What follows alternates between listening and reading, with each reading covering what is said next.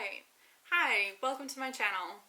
I am tier ranking all of the books I read in May.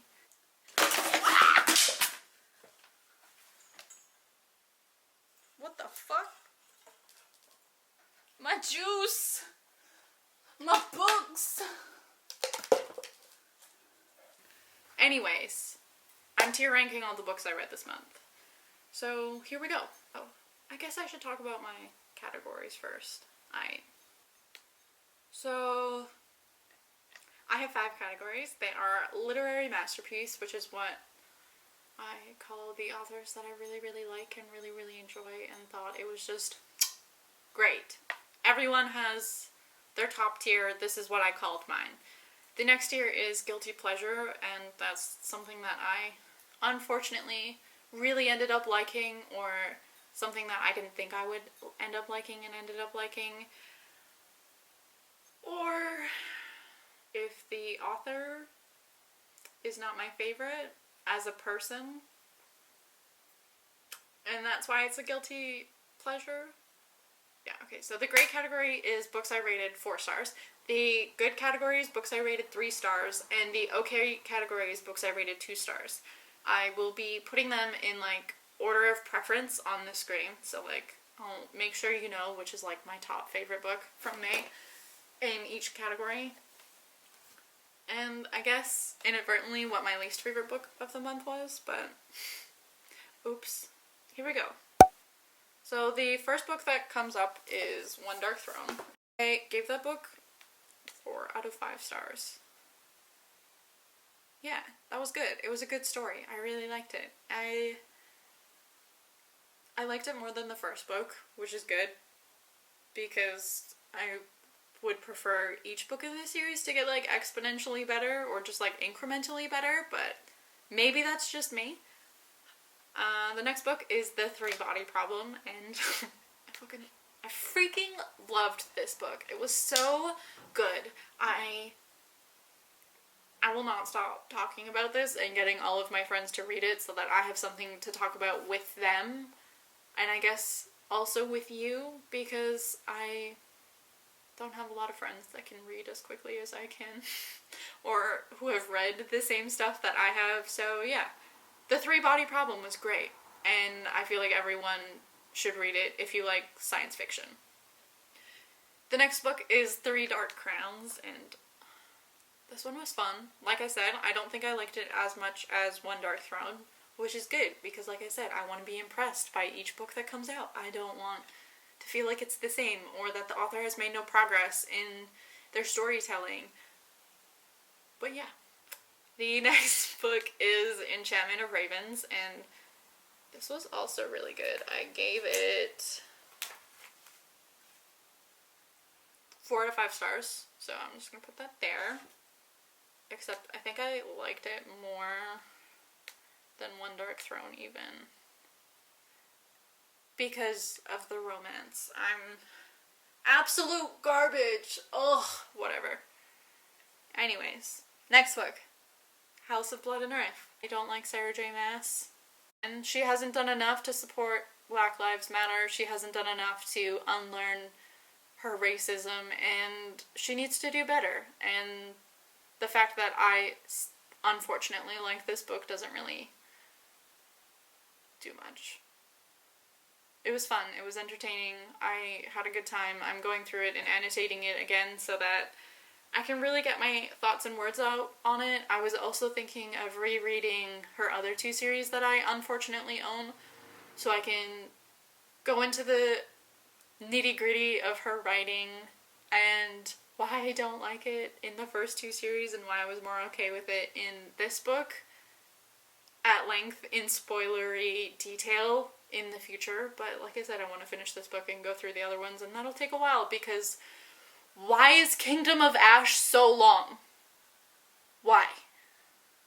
Anyways, the next book I read was Descendant of the Crane, and this was also really good.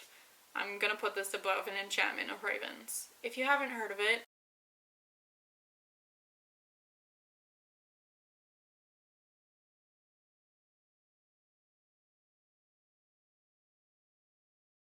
The next one is Grey Sister, and oh my god, that's a literary masterpiece.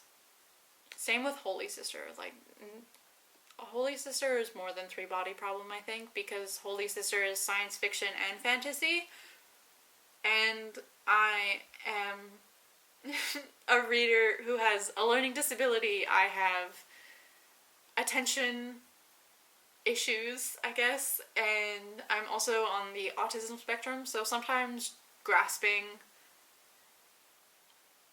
dense material doesn't always come as quickly to me, and that's why I think I enjoyed it with the help of audiobook, like Audible, or with the help of the audiobook, which is why I'm gonna put Holy Sister before the Three Body Problem. Because while the narrator for Holy Sister is also really good, it wasn't integral to me enjoying or understanding the story. Which is why I should put Grey Sister above the Three Body Problem as well. Next, I have The Kiss of Deception, and that was surprisingly a guilty pleasure. I really liked the plot twist, I liked the reveal, and I liked the cliffhanger that it ended on, but unfortunately I didn't feel the same way about the remaining books in the series. The next book is Ruin Rising, and I gave this one 3 out of 5 stars. The entire, Grisha-verse? No, it's not the Grisha-verse. The entire, Shadow and Bone trilogy in the Grisha-verse is not, my favorite work in fantasy, if that makes any sense. It just felt really generic, and I've seen it, but, it came out in 2014 and around that time, so I expected to see a lot of things that I've already seen already. I just wanted to be able to read the series to say I read it, and to move on to Six of Crows and Crooked Kingdom, because I like Nikolai. Which is why I'm gonna put Siege and Storm above Ruin Rising, because I feel like Ruin Rising did Nikolai so dirty. He was hardly in the novel, and that man was surprisingly my fave.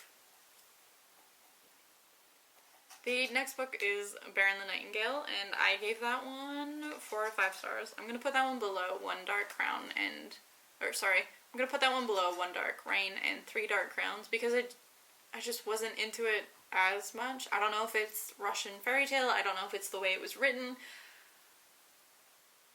but I just wanted more of something that I didn't get in the story. On a literary level, I think it was beautifully written, and the storytelling was great, just not for me. The next book is The Beauty of Darkness, and that one,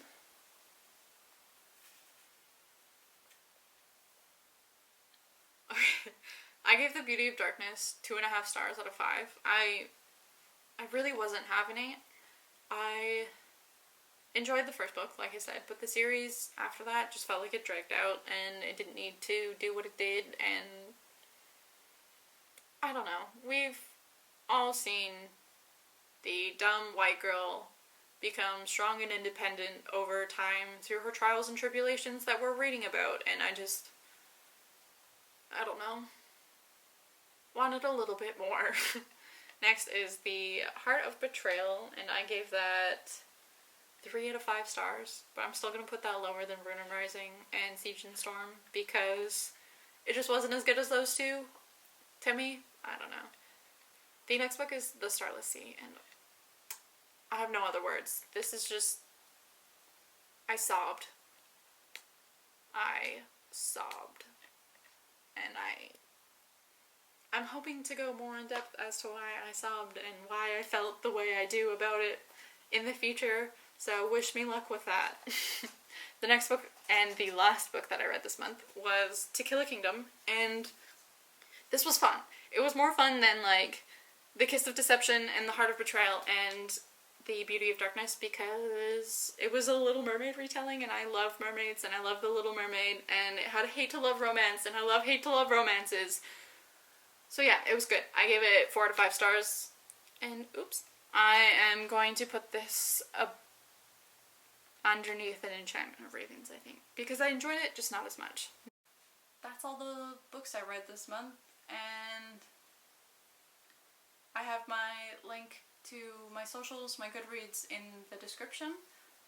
Feel free to not subscribe, because it's not like I have any subscribers right now anyways. And I'll see you in the next one.